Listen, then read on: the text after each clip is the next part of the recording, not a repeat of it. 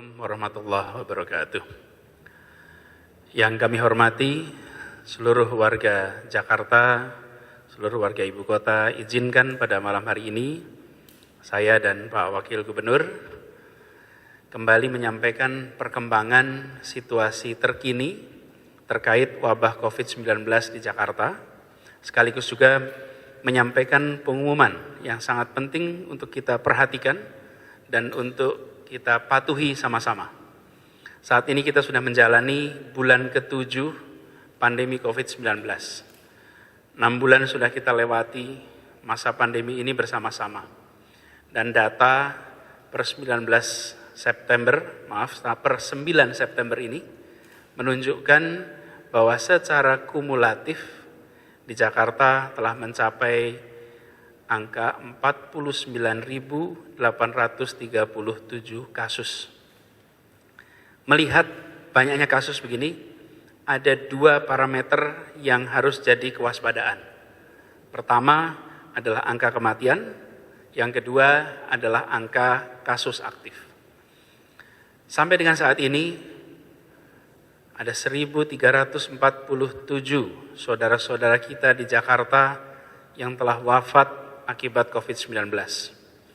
Memang bila melihat angka atau tingkat kematian, atau biasa disebut dengan case fatality rate, sesungguhnya tingkat kematian COVID di Jakarta memang rendah, yaitu 2,7%. Lebih rendah dari tingkat kematian nasional di angka 4,1%. Bahkan lebih rendah dari tingkat kematian global di angka 3,3%. Atas izin Allah, Jakarta secara signifikan berhasil menekan angka kematian itu. Siapa yang paling berjasa dalam menekan angka kematian ini? Lagi-lagi atas izin Allah, para tenaga kesehatan di Jakarta yang sigap menangani setiap kasus, mempertaruhkan nyawa, risiko kesehatan diri mereka sendiri, dan alhamdulillah dengan jumlah tes yang juga memadai ikut mendukung untuk Jakarta menemukan kasus lebih dini, sehingga bisa dilakukan perawatan bila ditemukan positif. Dengan testing yang tinggi, terdeteksi awal, mereka yang memiliki komorbid atau penyakit bawaan, mereka yang lansia, bila positif langsung isolasi dan langsung dirawat. Itulah sebabnya mengapa tingkat kematian di Jakarta secara persentase menjadi rendah, karena angka testing tinggi, tenaga kesehatan yang sigap. Walaupun tingkat kematian di Jakarta ini terus menurun, tapi jumlah absolutnya tambah. Secara absolut jumlah kematian harian kita juga tambah. Jadi kalau kita lihat di data, ini adalah gambar di mana tingkat kematian di Jakarta meskipun tingkatnya rendah tapi absolutnya terus meningkat. Ini saya tunjukkan di data sini bahwa jumlah atau tingkat kematiannya bila diperhatikan sejak pertengahan Agustus sampai dengan September menunjukkan tren yang meningkat. Ini adalah kondisi yang sangat tidak menggembirakan. Angka pemakaman yang menggunakan protap COVID juga meningkat. Artinya, ini adalah data pemakaman tiap hari di Jakarta. Bila dilihat di grafik ini, saya akan tunjukkan. Bila diperhatikan di sini, angka kematian sempat meningkat cukup tinggi. Lalu kita melakukan pengetatan dengan PSBB. Alhamdulillah turun. Dan ini menurun terus sampai awal atau pertengahan Agustus. Sesudah pertengahan Agustus terjadi peningkatan terus-menerus. Disinilah kita menyaksikan angkanya makin hari makin tinggi. Jadi bila diperhatikan, di awal kita menyaksikan angka kematian tinggi, lalu turun, lalu datar, dan dalam 2 minggu terakhir ini angka kematian meningkat kembali. Secara persentase memang rendah, tapi secara nominal angka kematiannya meningkat terus tiap hari. Ini yang harus kita perhatikan. Dan saya harus garis bawahi, ini bukan angka statistik. Setiap kematian satu orang adalah kematian saudara kita, dan itu terlalu banyak. Pada setiap kematian ada keluarga, ada teman-teman yang ditinggalkan lebih cepat. Dan setiap satu angka kematian sesungguhnya adalah satu orang yang disayangi, yang dibutuhkan kehadirannya bagi banyak orang yang lain. Karena itu setiap satu kematian bukan angka statistik saja. Ini adalah nyawa saudara kita yang harus selalu kita usahakan untuk diselamatkan. Angka kedua yang saya ingin berikan pada kesempatan malam hari ini adalah kasus aktif. Kasus aktif adalah orang-orang yang positif COVID-19 yang masih menjalani isolasi dan perawatan dan belum dinyatakan sembuh. Jadi di dalam penanganan COVID ini ada kasus baru, orang yang masuk ke dalam sistem penanganan kita. Lalu di akhir penanganan ada dua, satu meninggal, satu sembuh. Yang mereka yang masih di dalam sudah ditemukan positif, tapi belum sembuh, masih dalam isolasi. Inilah kasus aktif. Mengapa penting untuk memahami kasus aktif ini dan mengetahui angkanya? Karena ini terkait dengan kapasitas fasilitas kesehatan di Jakarta. Dan di antara kasus aktif ini ada 3 kelompok. Kelompok yang tak bergejala, kelompok yang bergejala ringan, dan kelompok yang bergejala sedang dan berat. Nah, kelompok yang sedang dan berat inilah yang membutuhkan perawatan rumah sakit. Bahkan yang kritis membutuhkan fasilitas ICU. Jadi, secara rata-rata selama perjalanan 6 bulan ini, kita bisa mengatakan bahwa 50-an% tanpa gejala. 35-an% bergejala ringan. 15-an% bergejala sedang atau berat. Nah, ini yang membutuhkan pelayanan rumah sakit. Nah, kelompok inilah yang kita harus perhitungkan, kasus aktif dan bergejala sedang atau berat. Di Jakarta saat ini, kenyataannya kita memiliki fasilitas kesehatan cukup besar dalam skala Indonesia, ada 190 rumah sakit dan 67 diantaranya adalah rumah sakit rujukan. Di Jakarta juga rasio dokter per populasi juga cukup tinggi dibandingkan rata-rata nasional. Tetapi saat ini ambang batas sudah hampir terlampaui. Jadi memperhatikan tadi 2 angka yang menjadi penanda kapasitas kesehatan kita dalam menangani COVID ini, keterpakaian tempat tidur, isolasi, dan keterpakaian ICU. Kapasitas ini itu dipengaruhi juga dengan ketersediaan tenaga kesehatan yang mampu menangani wabah, juga jumlah APD, juga peralatan dan obat-obatan. Saat ini Jakarta memiliki 4.053 tempat tidur isolasi khusus COVID-19. Dan per kemarin sudah 77% terpakai.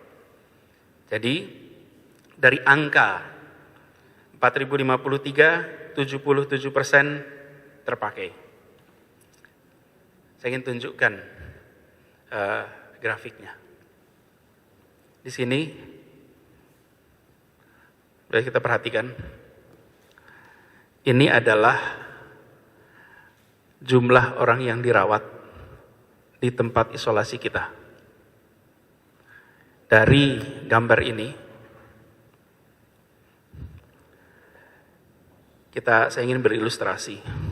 Ketika kasusnya mulai muncul di awal Maret, angka mulai bergerak tambah. Pada tanggal 16 Maret kita melakukan penutupan sekolah, penutupan perkantoran, penutupan kegiatan umum, tempat-tempat umum. Dalam waktu 2 minggu kemudian, jumlah kasus yang harus dirawat mengalami perlambatan. Asalnya meningkat, lalu mulai dia rata. Sampai dengan Juni kita melakukan pembatasan. Lalu PSBB mulai tanggal 10 April. Apa yang terjadi? Di sini terjadi pelandaian. Ini adalah kapasitas, warna merah ini adalah kapasitas rumah sakit kita. Ini kita landai di sini. Kemudian kita memasuki masa transisi. Dan apa yang terjadi? Secara bertahap, terutama di bulan Agustus, kita mulai menyaksikan peningkatan jumlah kasus. Ini prosentase dari tempat tidur isolasi yang naik. Ini ambang batasnya, 4.053. Bila situasi ini berjalan terus, tidak ada pengereman, maka dari data yang kita miliki bisa dibuat proyeksi tanggal 17 September tempat tidur isolasi yang kita miliki akan penuh. Dan sesudah itu tidak mampu menampung pasien COVID lagi. Dan ini waktunya tinggal sebentar. Nah, kami di Pemprov DKI terus tiap waktu menambah rumah sakit swasta yang bisa terlibat untuk menaikkan kapasitas. Kita insya Allah akan meningkatkan lagi 20% sehingga menjadi 4.807. Tapi saya harus garis bawahi, menaikkan tempat tidur itu, menaikkan jumlahnya, itu bukan sekedar menyediakan tempat tidurnya, tapi memastikan ada dokternya, memastikan ada perawatnya, memastikan ada alat pengamannya, memastikan ada obat-obatannya, memastikan ada seluruh alat pendukungnya. Jadi, menaikkan kapasitas menjadi 4.800-an itu, bila tidak disertai dengan pembatasan penularan secara ketat seperti sekarang ini, maka tempat tidur itu pun akan penuh di pekan kedua Oktober. Jadi saya ingin garis bawahi di sini, bila kita lihat, bila kita naikkan 20% akan menjadi 4.807. Ini tercapai insya Allah tanggal 6 Oktober. Naik terus trennya, kita akan ketemu masalah baru. Karena itu, ya jangka pendek kita akan terus meningkatkan kapasitas, tapi jika tidak ada pembatasan ketat, maka ini hanya sekedar mengulur waktu. Dalam kurang dari 1 bulan, rumah sakit akan kembali penuh. Ini untuk tempat tidur isolasi di rumah sakit kasus sedang. Yang berat membutuhkan ICU. Ini saya ingin tunjukkan data ICU kita. Situasinya tidak lebih baik. Situasi tidak lebih baik. Di sini kalau kita perhatikan, kapasitas ICU kita ada 528 tempat tidur. Bila kenaikan yang berjalan terus sejak Agustus sampai September ini, selama bulan Agustus meningkat drastis, trennya akan naik terus, maka 15 September akan penuh. Kita coba tingkatkan 20% menjadi 636, dan itu pun nanti akan mulai penuh di sekitar tanggal 25 September. Jadi, meskipun kita mendorong peningkatan kapasitas rumah sakit kita, tapi jumlah kasus aktif di Jakarta pertambahannya lebih cepat daripada pertambahan kapasitas tampung untuk pelayanan rumah sakit, baik tempat tidur maupun ICU. Jadi, dari 3 data ini, angka kematian, keterpakaian tempat tidur isolasi, keterpakaian ICU khusus COVID, menunjukkan bahwa situasi wabah di Jakarta ada dalam kondisi darurat. Presiden 2 hari yang lalu menyatakan dengan tegas kepada kita semua bahwa jangan restart ekonomi sebelum kesehatan terkendali. Beliau jelas meletakkan kesehatan sebagai prioritas utama. Maka dengan melihat kedaruratan ini, maka tidak ada banyak pilihan bagi Jakarta kecuali untuk menarik rem darurat sesegera mungkin. Dalam rapat gugus tugas percepatan pengendalian COVID-19 di Jakarta tadi sore, disimpulkan bahwa kita akan menarik rem darurat, yang itu artinya kita terpaksa kembali menerapkan pembatasan sosial berskala besar seperti pada masa awal pandemi dulu. Bukan lagi PSBB transisi, tapi kita harus melakukan PSBB sebagaimana masa awal dulu, dan inilah rem darurat yang harus kita tarik. Sebagaimana tadi kita lihat, begitu dilakukan pembatasan, maka jumlah kasus menurun sehingga kita bisa menyelamatkan saudara-saudara kita. Sekali lagi, ini soal menyelamatkan warga Jakarta. Bila ini dibiarkan, maka rumah sakit tidak akan sanggup menampung, dan efeknya kematian akan tinggi terjadi di Jakarta. Nah, kita semua dalam pertemuan tadi bersepakat untuk tarik rem darurat, dan kita akan menerapkan seperti arahan Bapak Presiden di awal wabah dahulu, yaitu bekerja dari rumah, belajar dari rumah, dan usahakan beribadah juga dari rumah.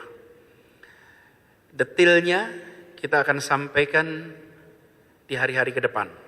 Tapi secara garis besar, pada prinsipnya, perlu kami sampaikan awal sebagai ancang-ancang kepada seluruh masyarakat, bahwa kita akan menuju PSBB. Ada fase, ada proses, supaya kita bisa menyiapkan ini agar berjalan dengan baik. Dan kami sampaikan malam ini sebagai ancang-ancang, supaya kita semua bisa mengantisipasi. Jadi prinsipnya, mulai Senin tanggal 14 September, kegiatan perkantoran yang non-esensial diharuskan untuk melaksanakan kegiatan bekerja dari rumah. Bukan kegiatan usahanya yang berhenti, tapi bekerja di kantornya yang ditiadakan. Kegiatan usaha jalan terus, kegiatan kantor jalan terus, tapi perkantoran di gedungnya yang tidak diizinkan untuk beroperasi. Akan ada 11 bidang esensial yang boleh tetap berjalan dengan operasi minimal. Jadi tidak boleh beroperasi seperti biasa, tapi dikurangi. Dan perlu saya sampaikan bahwa izin operasi pada bidang-bidang non-esensial yang dulu mendapatkan izin akan dievaluasi ulang untuk memastikan bahwa pengendalian pergerakan kegiatan, baik kegiatan usaha maupun kegiatan sosial, itu tidak menyebabkan penularan. Lalu seluruh tempat hiburan akan ditutup. Kegiatan yang dikelola oleh Pemprov DKI seperti Ragunan, Monas, Ancol, taman-taman kota, dan kegiatan belajar tetap berlangsung di rumah seperti yang sudah berlangsung selama ini. Kegiatan usaha makanan, rumah makan, restoran, kafe, diperbolehkan untuk tetap beroperasi, tetapi tidak diperbolehkan untuk menerima pengunjung makan di lokasi. Jadi pesanan diambil, pesanan diantar, tapi tidak makan di lokasi, karena kita menemukan di tempat-tempat inilah terjadi interaksi yang mengantarkan pada penularan. Khusus untuk tempat ibadah akan ada sedikit penyesuaian. Tempat ibadah bagi warga setempat masih boleh digunakan asal menerapkan protokol yang ketat. Artinya, rumah ibadah raya yang jamaahnya datang dari mana-mana, bukan dari lokasi setempat seperti masjid raya, tidak dibolehkan untuk dibuka, harus tutup. Tetapi rumah ibadah di kampung, di komplek yang digunakan oleh masyarakat dalam kampung itu sendiri, dalam komplek itu sendiri, masih boleh buka. Ada perkecualian. Kawasan yang memiliki jumlah kasus yang tinggi, kawasan-kawasan itu ada datanya, wilayah-wilayahnya, RW-RW yang dengan kasus tinggi, maka kegiatan beribadah harus dilakukan di rumah saja. Tapi yang lainnya bisa melakukan kegiatan selama hanya untuk warga di wilayah itu dan bukan tempat ibadah raya yang pengunjungnya, yang jamaahnya datang dari berbagai tempat di mana di situ terjadi potensi interaksi yang ada potensi penularan. Meski begitu, izinkan saya menganjurkan untuk lebih baik semua dikerjakan di rumah. Kemudian kegiatan publik dan kegiatan kemasyarakatan yang sifatnya pengumpulan massa tidak boleh dilakukan, kerumunan dilarang, karena ingat penularan itu ada dalam kegiatan-kegiatan komunitas besar. Bahkan saya boleh menganjurkan kumpul-kumpul seperti reuni, pertemuan keluarga, dan lain-lain yang sifatnya mengumpulkan orang dari berbagai tempat sebaiknya ditunda. Ingat, penularan di acara seperti ini potensinya sangat besar, dan bila kita merasa aman, merasa nyaman di acara seperti ini, hanya karena kita kenal dengan orang lain, potensi penularannya tetap tinggi. Lalu transportasi umum akan kembali dibatasi secara ketat jumlahnya dan jamnya. Ganjil genap untuk sementara akan ditiadakan, tapi bukan berarti kita bebas bepergian dengan kendaraan pribadi. Pesannya jelas, saat ini kondisi darurat, lebih darurat daripada awal wabah dahulu, maka jangan keluar rumah bila tidak terpaksa. Tetap saja di rumah dan jangan keluar dari Jakarta bila tidak ada kebutuhan yang mendesak. Nah, tentu mungkin ada pertanyaan bagaimana dengan pergerakan orang keluar masuk Jakarta. Idealnya tentu saja kita bisa membatasi pergerakan keluar masuk Jakarta hingga minimal. Tapi dalam kenyataannya ini tidak mudah untuk ditegakkan hanya oleh Jakarta saja. Ini butuh koordinasi dengan pemerintah pusat, utamanya dengan Kementerian Perhubungan, juga dengan tetangga-tetangga kita di Jabodetabek, yang insya Allah besok kita akan melakukan koordinasi terkait dengan pelaksanaan fase pengetatan yang akan kita lakukan di hari-hari ke depan. Kita masih memiliki waktu.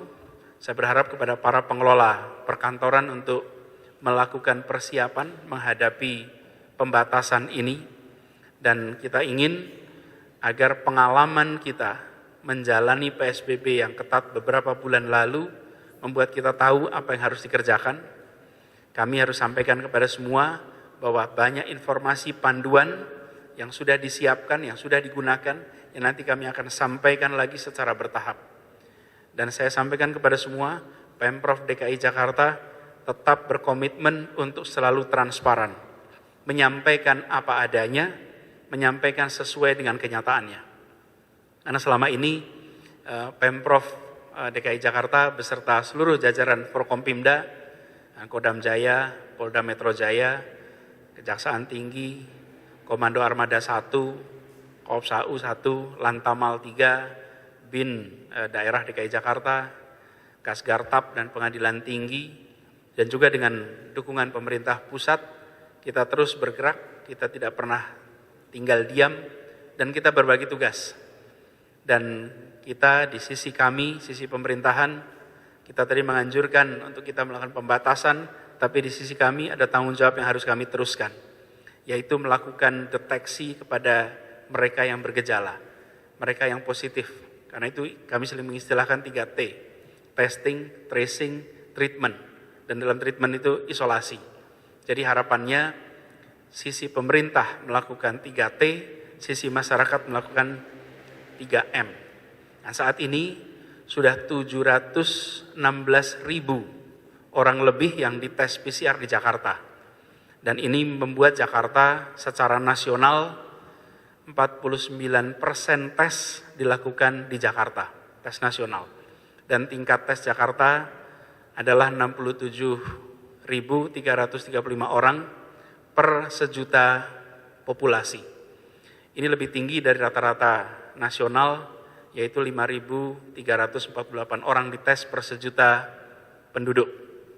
Dari tes tersebut ditemukan 49.837 kasus.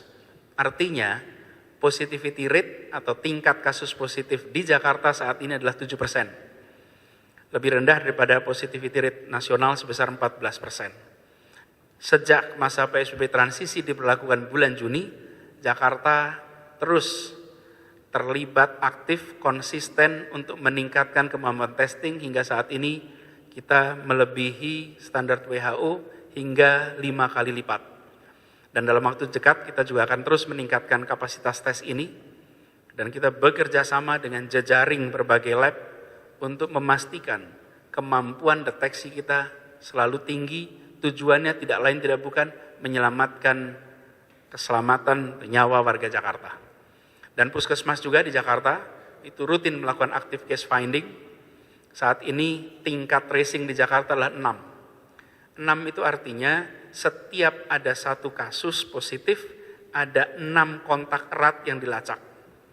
Dan ini masuk level moderat. Jakarta berharap untuk bisa terus meningkatkan kapasitas tracing.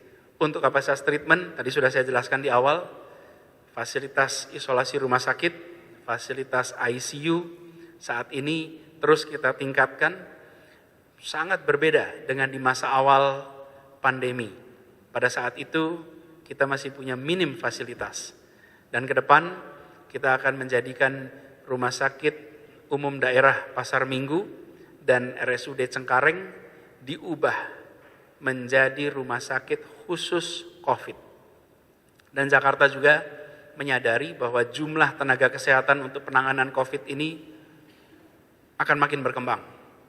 Untuk melapisi, kami baru saja merekrut 1.174 tenaga kesehatan profesional, terus kita akan tambah, karena kita ingin memastikan bahwa bukan hanya tempat tidurnya yang tambah, ICU-nya tambah, tapi tenaga medisnya. Dan kita harus pastikan ada perlindungan yang baik untuk mereka. Karena saat ini saja sudah lebih dari 100 dokter di Indonesia yang meninggal dalam perjuangan melawan COVID.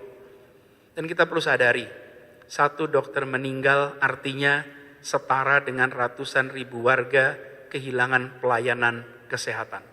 Karena itu jangan sampai kita kehilangan lebih banyak lagi garda pertahanan terakhir kita dalam perlawanan terhadap wabah ini.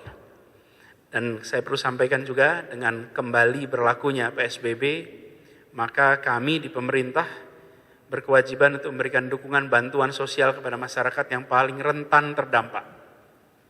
Nantinya Pemprov DKI akan bekerja sama meneruskan dengan Kementerian Sosial kegiatan bantuan sosial sembako kepada masyarakat rentan yang memang selama ini telah terdata dan selama ini memang mereka telah menjadi penerima. Nanti detail dan lain-lain kita akan sampaikan menyusul. Sering menjadi pertanyaan bagi kita semua, kapan ini semua akan berakhir?